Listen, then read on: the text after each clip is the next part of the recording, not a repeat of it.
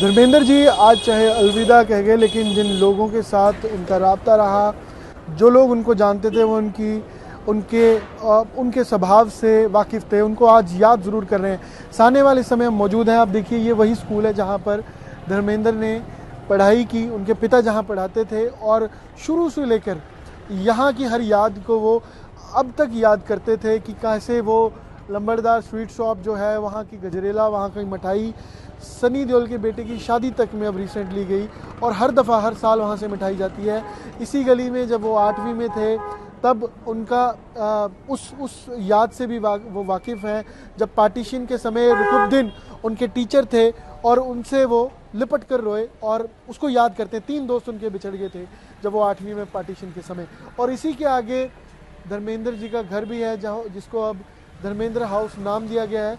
2 साल पहले रेनोवेशन इस घर की हुई, लेकिन यहीं पर धर्मेंद्र की ओर से शुरुआती दिन, पढ़ाई और उसके बाद फिल्मी करियर की ओर, फिल्मी सफ़र था, उसका रुझान और शुरुआत हुई। यहाँ के ही लुधियाना के पास पड़ते दोराहा में उन्होंने लेटर से ऑडिशन के लिए अपनी डिटेल्स भेजी और वहीं से उनकी सिलेक्शन हुई और फिल्मी करियर शुरू हुआ।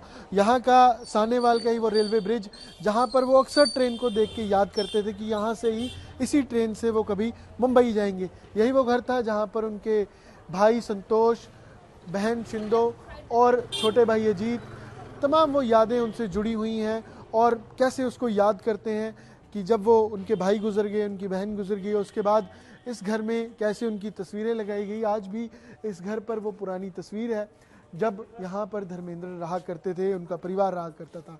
हालांकि उनके माता पिता एक चीज़ का शिकवा ज़रूर रखते थे कि क्यों धर्मेंद्र फिल्मी दुनिया में इतने वो, क्योंकि बिज़ी रहते थे, शूटिंग्स होती थी, तो वो परिवार के साथ बैठकर सुकून का वो समय ज़रूर चाहते थे, जो धर्मेंद्र भी बाद में आकर मिस करते थे। लेकिन ये तमाम यादें अब सिर्फ यादें हैं लोगों के जहन में। आस पड़ोस के लोग धर्मेंद्र को याद ज़रूर करते हैं इन्हीं बातों के ज़रिए कि जब वो आए, उन्होंने मुंह बोली बहन बनाया, किसी को भाई बनाया, किसी की मदद करी। कोई अहंकार ऐसा नहीं था, कोई ईगो, कोई एटीट्यूड नहीं था, कोई बड़े फिल्मी सितारे की तरह, एक किसान की तरह वो कभी बर्ताव करते थे। जब किसी किसान से मिलते थे, गांव के, पंजाब के, उनके स्वभाव से पंजाब की सुगंध आती थी, जो लोग याद करते हैं।